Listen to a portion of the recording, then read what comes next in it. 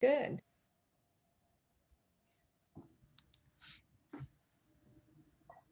Okay, so our program's on the practice of mindful birding, how it benefits mind, body, and soul. And we are not medical professionals. We are sharing research about the positive effects of birding and being in nature on human health, which has been in the forefront of the news, especially since COVID, and people have started seeing the benefits of this. And also, information being shared is targeted to reach birders at all levels of experience and skill. So we will have some slides in here, especially if you're brand new to birding and you're a little overwhelmed about us talking about sparrows and flyovers and you don't know anything about this. We have some slides for you. Okay, so just hang in there. All right, so the research, there's been a lot of different books, ornithotherapy, bird therapy, forest bathing, a lot of articles, research articles, Princeton University Psychology Today. People are finding out that birding actually has a lot of psychological and health benefits. So we're going to kind of go over some of those. So one of the first things, University of Michigan study said 20 to 40 minutes outside connecting with nature lowers your cortisol. And cortisol is that stress hormone. So the higher that is, the more stressful you feel. Next.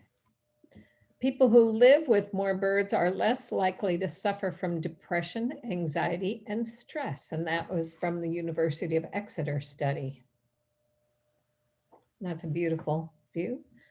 Also in the University of Exeter study, researchers found a positive association between the number of birds and trees in a neighborhood with the mental health of the residents.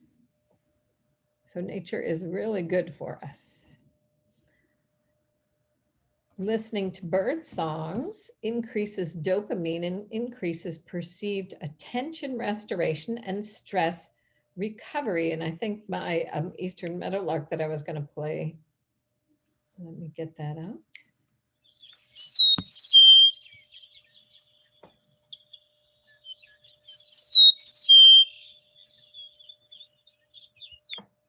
And I call that the theme of Joe Overstreet, because there's so many down there, but that it's a beautiful song. It's very relaxing. And next.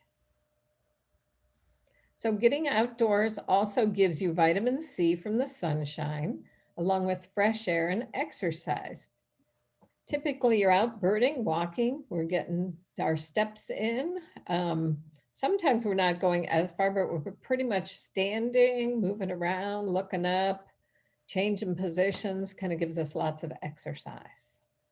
And next. Okay, so it's not surprising if you lived in Great Britain or Scotland, you may, if you're feeling a little stressful or anxious, they may actually prescribe you time in the outdoors to reduce stress and anxiety.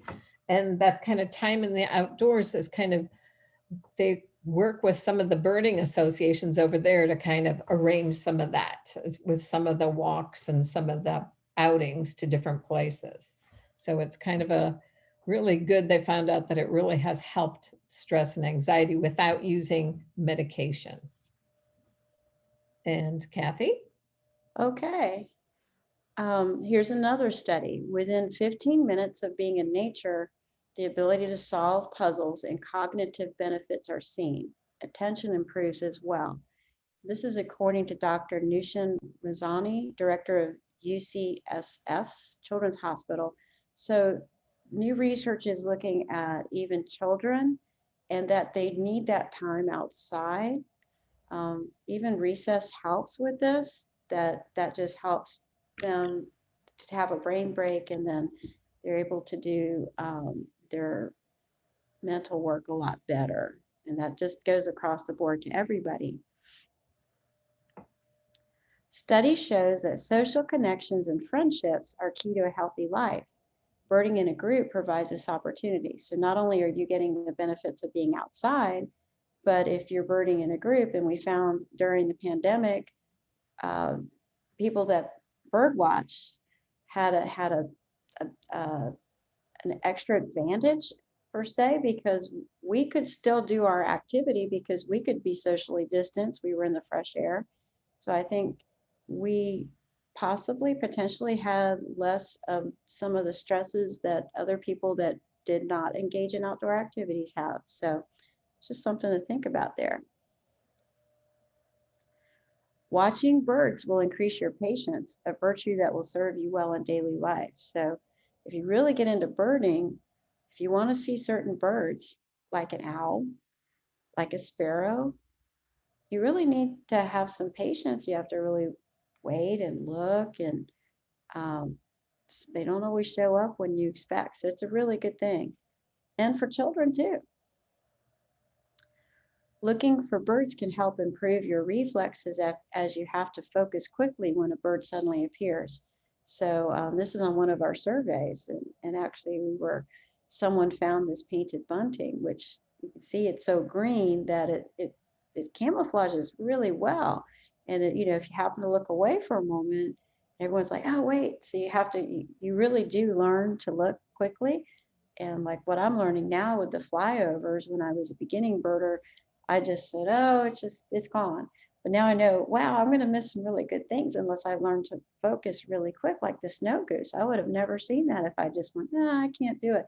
So it really does help you, and it keeps you sharp as you get older too.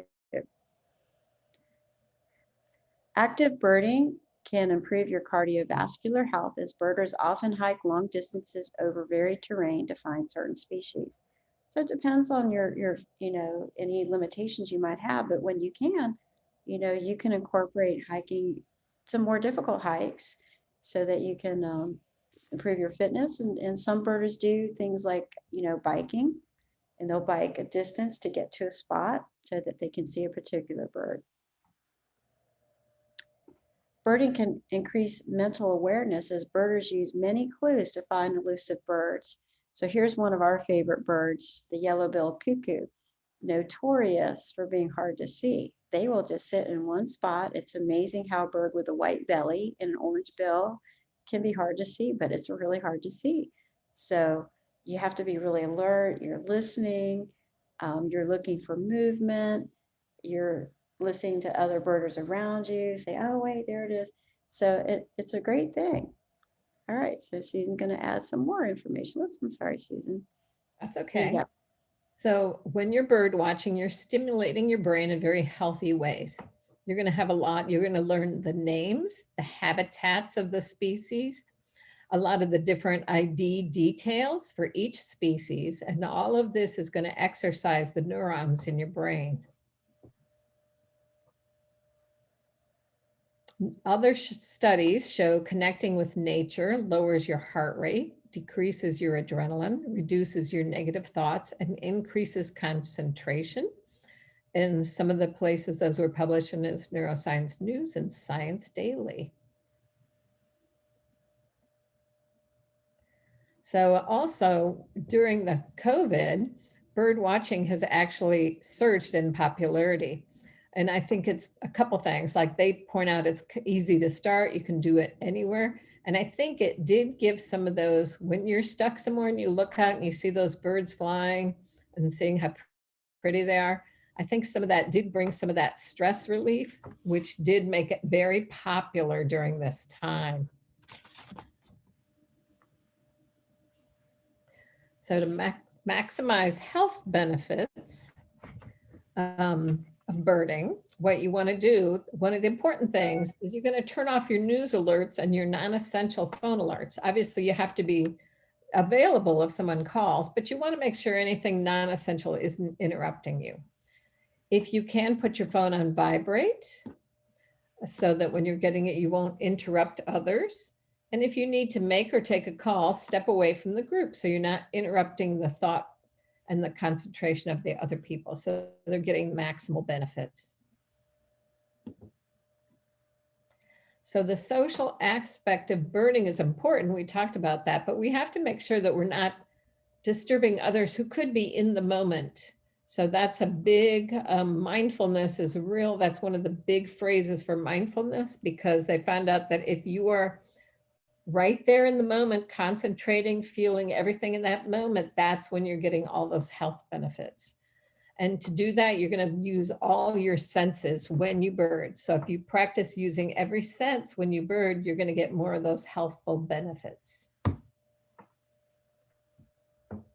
So yeah, we're going to kind of go through using your senses. And this is common sense, but it's just good to bring this back to your mind because we get so many of us multitask. So even when we go out birding, we may kind of be on that mode and we need to step away from that. So pay attention to the feel of the sun or shade on your skin as you're outdoors. And even if you're not birding, just kind of get that sense of touch of the sun or the shade on your skin. Notice the smells of the flowering trees or plants, the colors of the leaves, butterflies, and the birds. And we're fortunate here in Florida, all during the year, we're going to have color. And we have butterflies and birds all year round. And it's just amazing how the colors just pop and they're vibrant. Be aware of the existence and movement of other living things in the natural world around you. So the really nice thing about birding, it encourages us to make ourselves part of the environment. So the birds are going to go away or they'll stop their behavior.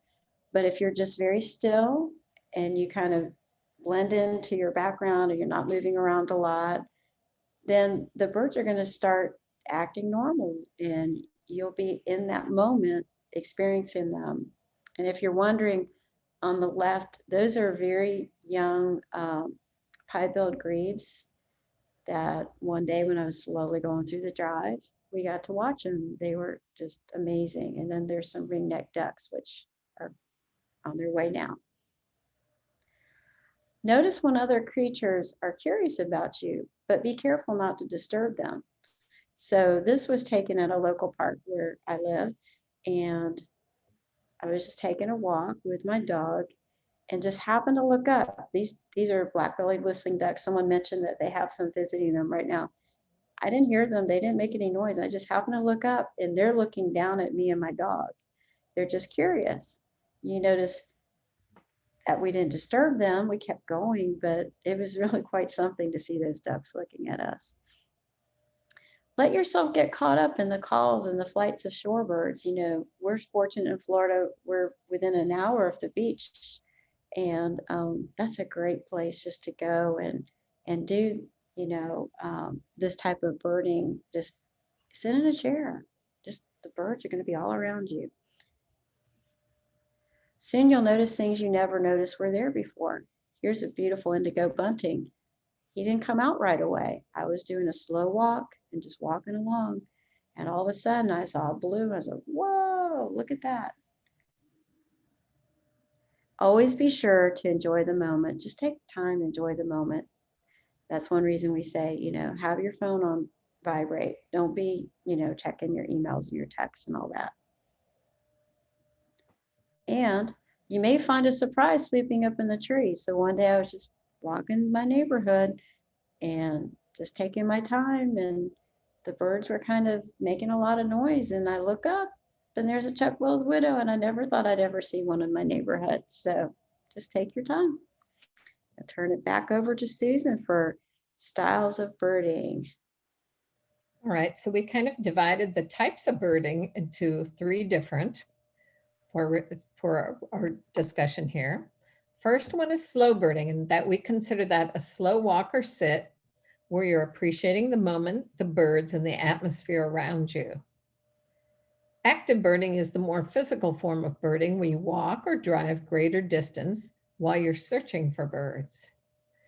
Now, Shinrin Yoku, this is something different for you guys. This is immersion in the outdoors with the focus more on the immersion aspect, using all senses with appreciation for bird behavior and song. And that is also called forest bathing. So slow birding is finding one place and concentrating on the birds and the behavior in that patch. So here's like Kathy had talked about taking a chair to the beach. Doesn't have to be to the beach. You can take it to a field and watch for sparrows, which is what we have here. And slow birding is not just observing bird, but how birds relate to each other, their flocks, and the other birds in their patch. This was at my sister's house. We were just sitting in front of her garage watching her bird feeder when this pair came up, and they were just so entertaining to watch their reaction together. It did go on for quite a while. So I'm going to say one bird kind of dominated the little jelly feeder, but it was very cute. Next.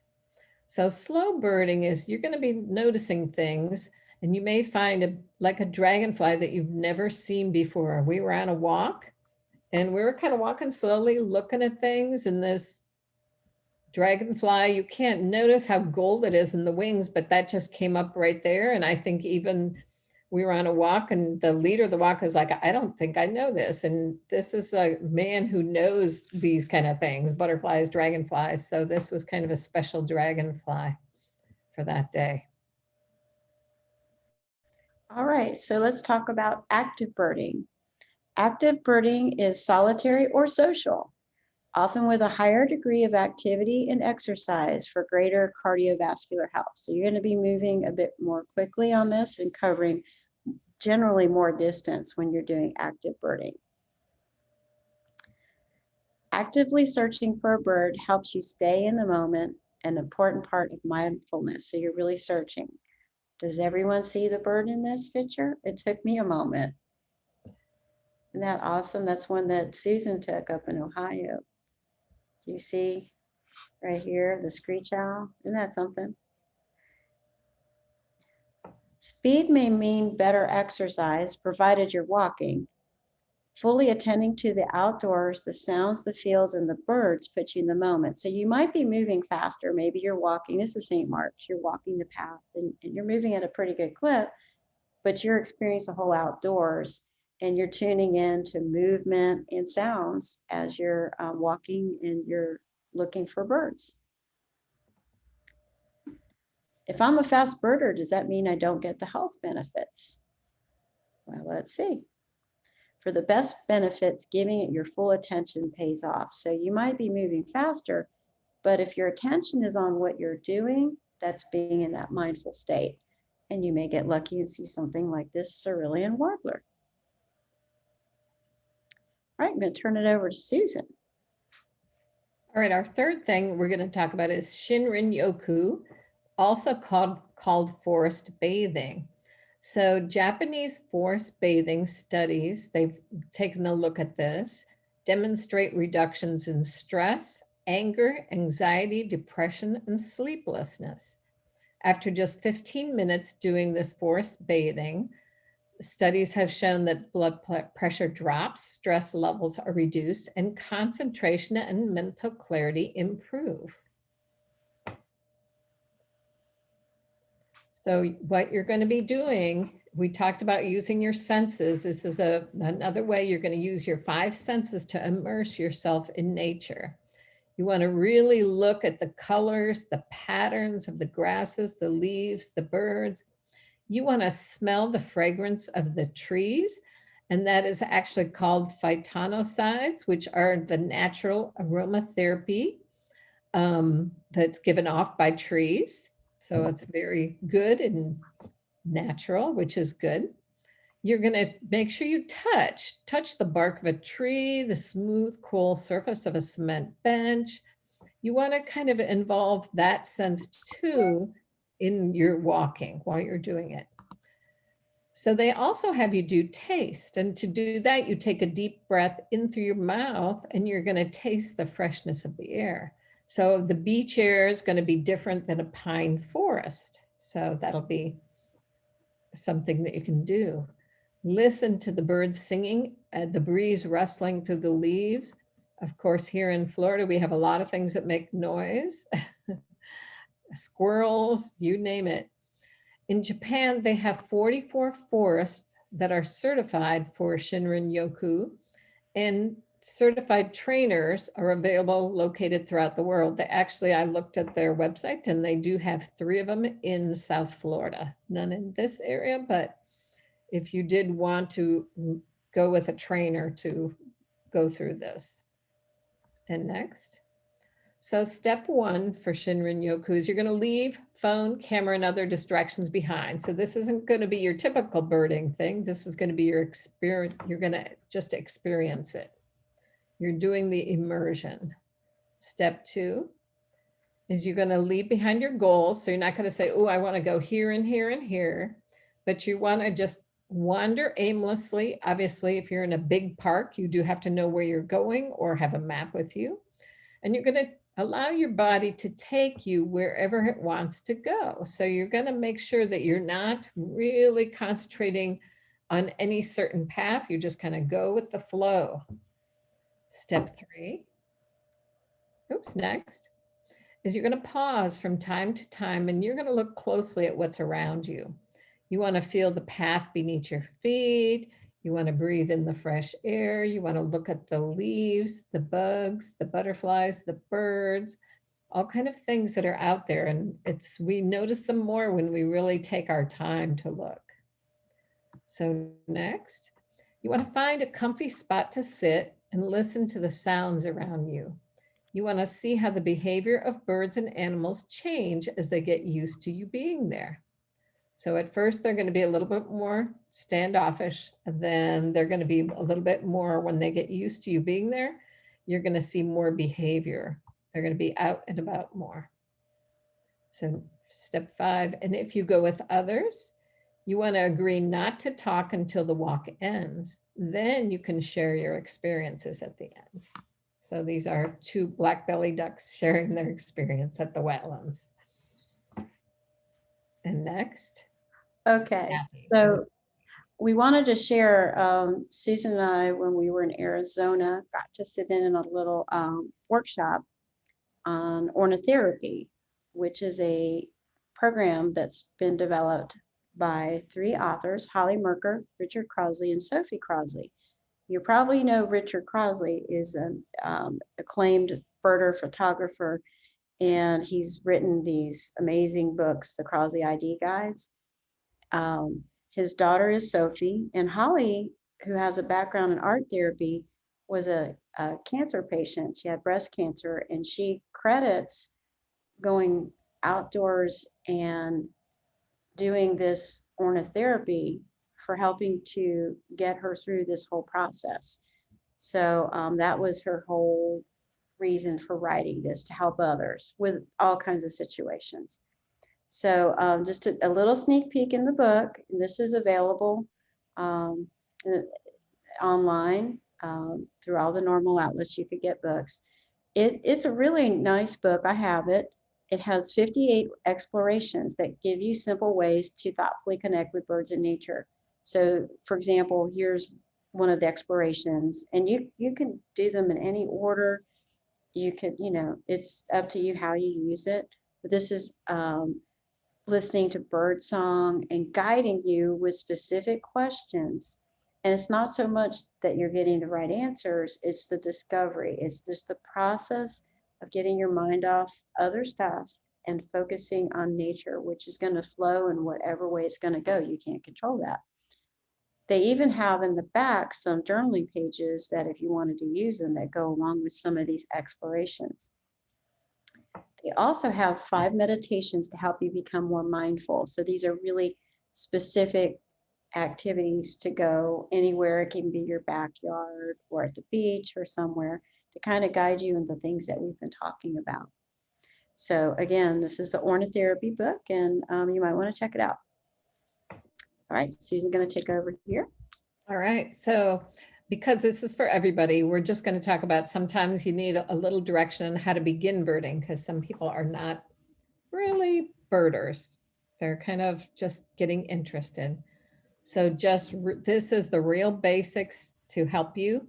A time of day: morning is best, afternoon is siesta, late afternoon, evening is better. However, water birds, you can pretty much see throughout the day. They may be sleeping, but they usually are there.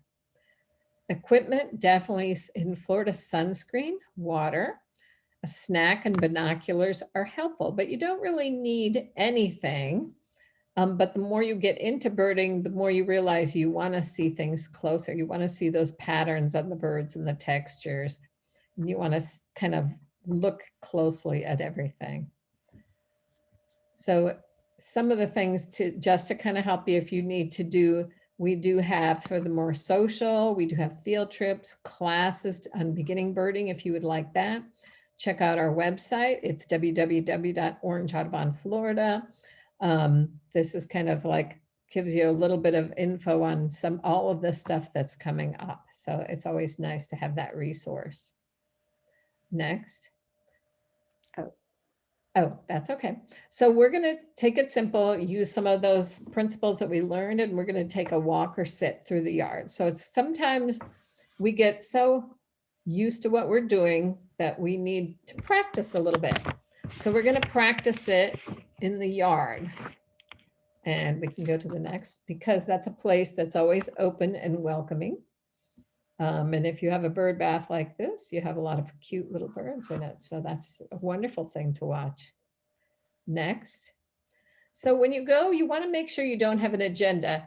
This picture on the left is my kind of yard that you know, I could go out and go, oh my gosh, I need to mow it, I need to edge it, but you're not going to do that. You're just going to go out, walk around, you're going to pay attention to the birds you see, caterpillars, butterflies, anything, plants, flowers, and just kind of experience the moment.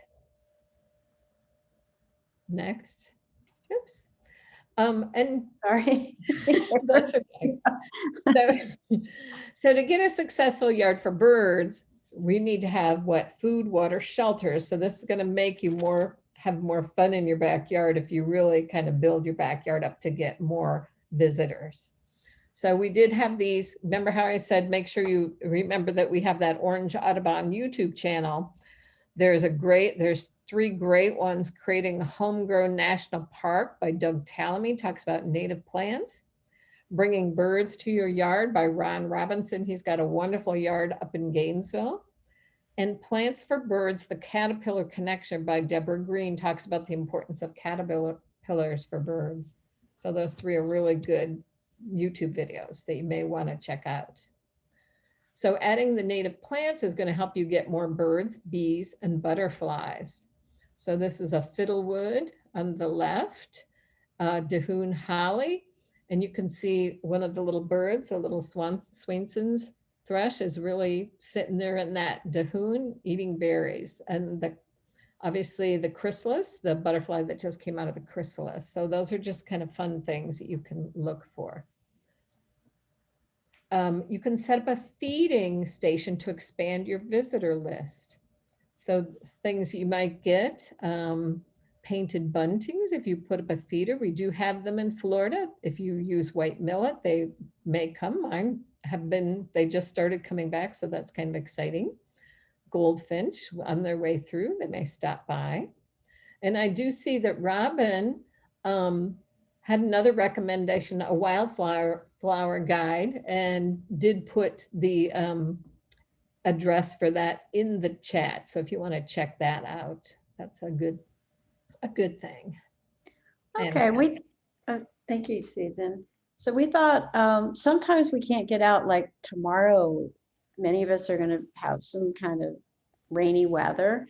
There's some really good documentaries out there on PBS, especially the nature program. And one I saw recently was called My Garden of 1,000 Bees. Maybe some of you watched it. But this photographer, well-known, works with David Attenborough. His name is Martin Dorn of Bristol, England. He started when England was locked down. He started studying the bees in his garden. He got to know them on, like, some of the bees he could recognize as they came every day and there's certain patterns of living that they would do.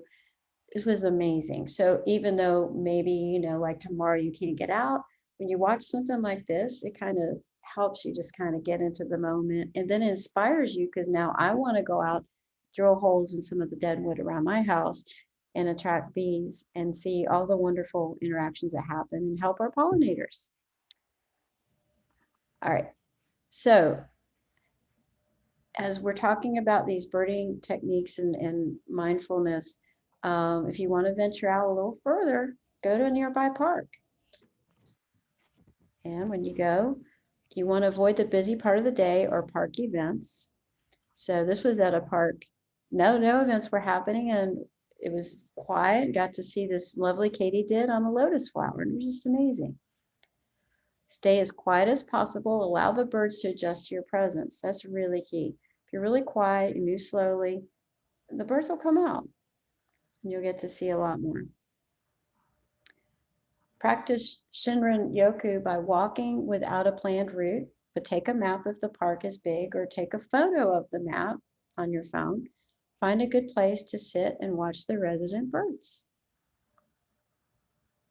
A small urban park is a great place to watch bird behavior. Birds are accustomed to people, so they'll just kind of carry on naturally, like these Egyptian geese, and that was a very young Egyptian goose, and this was downtown Orlando at Lake Davis. Lakes and ponds are great places to watch groups of birds, such as the mute swan family. Practice slowing your pace. Often taking a second look lets you find the raptors that might be up in the branches, such as the Cooper's hawk and the red-shouldered hawk. Get to know the shapes of birds flying overhead, and soon you'll be able to recognize, oh, wow, there's some white ibis flying over. All right, Susan's going to talk about the wetlands. All right, so going out a little bit farther, we could practice our using that being in the moment when we go to visit wetland birds. And these are beautiful fulvous whistling ducks. So in the wetlands, we're going to have a little bit more of things to listen to. If you obviously in the wetlands, you hear lots of different birds. Some of the wetlands that we're going to talk about here that are close to us are Lake Apopka Wildlife Drive, Orlando Wetlands Park, and Black Point Wildlife Drive and Merritt Island. And of course there are others, but we just kind of use these three. And these are some great stilts. These are beautiful birds to watch because of the coloration and the pink legs. And they also have a wonderful sound, little call. So that's kind of a nice to watch. They usually do kind of stay in little family groupings or pairs so that you'll see more than one. So it's just kind of a nice thing to watch. Next. So you really want to listen and enjoy the multitude of sounds that surround you, especially like the whistling calls of the black-bellied ducks. And here there's some flying overhead, a beautiful photograph by Jack Horton. And next, you also want to, in some of that observation, you want to take a look at colors and contrasts, such as the dryness of these brown palms and the bright yellow flowers, as they make a beautiful backdrop for a snowy egret. Next, you also want to observe fascinating behaviors. At Orlando Wetlands Park, we have snowy egrets that perform that bill vibration hunting. So he's making that little vibration and the ripples to help attract prey so that he gets a little meal from his work. But it's very fascinating to watch. Next. You want to feel the texture of a palm leaf, roughness of a wooden bench, things you obviously you want to be careful not to touch anything that could be poison ivy, but you do want to kind of try to use some of that in your explorations. Taste, you want to breathe in through your mouth to taste the unique flavor of the wetlands, but you do want to make sure that you're smelling first if you're at a water treatment wetlands, because sometimes maybe you're going to be limited to smell and work on the sounds and have different concentrations, because some of them can have a little bit of a tougher odors. Next. Oops. And Okay. upland birds. Upland birds. And a lot of these photos were taken on our surveys at Wekiva Springs. So these are some of the local areas with upland birds, not the only, but Wekiva Springs State Park, Seminole State Forest, Tosahatchee Wildlife Management Area, and portions of Oakland Nature Preserve. And Oakland Nature Preserve also has wetlands on the boardwalk. So as you're in the uplands, look for gems of color among the trees of the upland, including beautiful eastern bluebirds, as photos by Mary Kine, and the summer tanager in the summer months, which breeds there. Person singing, just an amazing red bird. Look and listen for the Bachman sparrow. And I'm going to play that real quick. He goes, here, kitty, kitty, kitty. And in the summer, you'll hear this one. He's there now, but he's not singing. You'll hear this. It's just when I hear that, I know where I'm at and what time of year I'm at. Also listen for the drink your tea, the towhee that's out there in the uplands. Inhale the smell of the upland pines. Breathe it through your mouth to taste the pines after a burn. Wekiva has a very regular schedule of prescribed burning.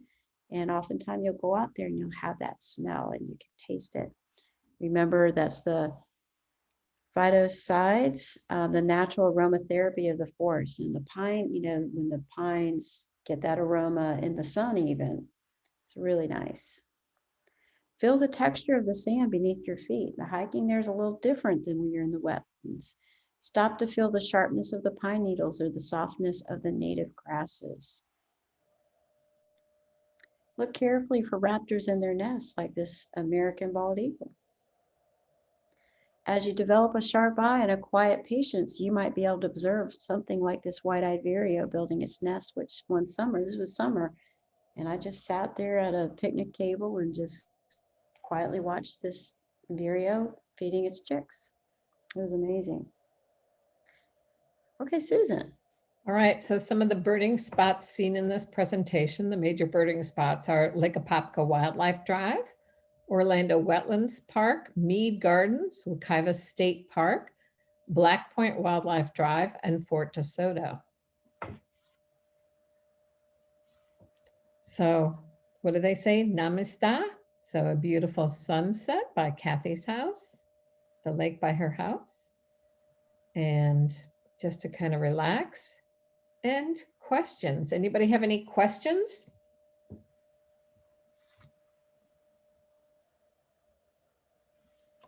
And you, Christine is saying, if you slowly walk in the same place and see the same large birds like sandhill cranes, herons, do they recognize you when you see them? They do recognize when you see them daily. It seems to me they know me and will come to me, but maybe that is wishful thinking.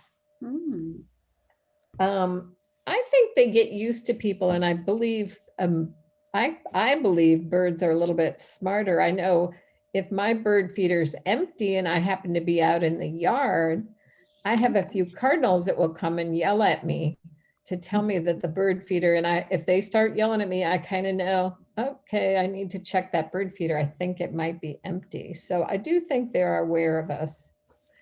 I think you're right, Susan, because I have the same thing. If I don't fill my feeders, like the titmouse will come up to the window and tap. So they have trained us very well. Yes, they have. And I think interesting, yeah, that you're walking and yeah. And one of the fun things happening at the Orlando Wetlands, I think if you've been there recently, and I thought it was a one-time deal, but I'm understanding now from the people that work there that there's 3 sandhill cranes that kind of do an opening parade ceremony.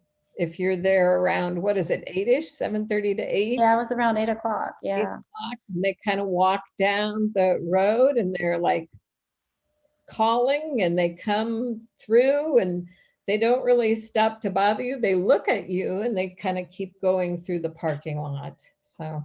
Sorry, I didn't mean to do Very, that. So do you have field trips that you run with each of these different types of experiences that you're recommending? As far as, I mean, do you? We haven't done any Shinrin Yoku. That's just something that just, we kind of have used parts of it when we're out. We don't really have a specific, I think, a walk or anything with these, but it's not a bad idea. Not a bad idea. Most I think it's are- wonderful that you're doing this, and we've always held field trips, but since COVID, I decided to hold morning nature walks, and they're more slow and enjoying the outdoors. And Oh, this, and you get to see yeah. so many more things in a way. I mean, you do see things when you're moving fast too, but Mhm. you get to appreciate other smaller Yeah, things. it's just not focused necessarily on rush here and find this bird and that bird. Exactly. And that's actually just a good thing to do during COVID. Very good. Right, right. And our field trips, generally are active birding, but I think Larry's trips are more like not just birding, but taking in the whole environment. Yeah, he does. And that's Looking why I at- distinguish the name from field trips to nature walks. Oh, that's a very good point. Very good point. That's a good point. Mm-hmm. It's worked out. Lots of people signed up that I never have met before. Mm-hmm. Oh, very good. Yeah. That is a good idea. And our beginning birding, we are more focused towards slow birding generally for those classes. Mhm. Yeah. Yeah. All right. All right, we're getting lots of thank yous. You've got a And lot of good ideas. Yes, Uh-oh. thank you. You're welcome. Thank you. Welcome.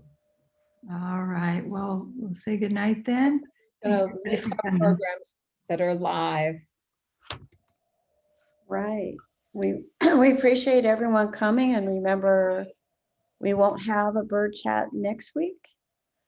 So And the following week is an in-person program at Lou In-person. Gardens. Then's Thanksgiving. And then December 2nd, we're already into the North Shore Birding Festival.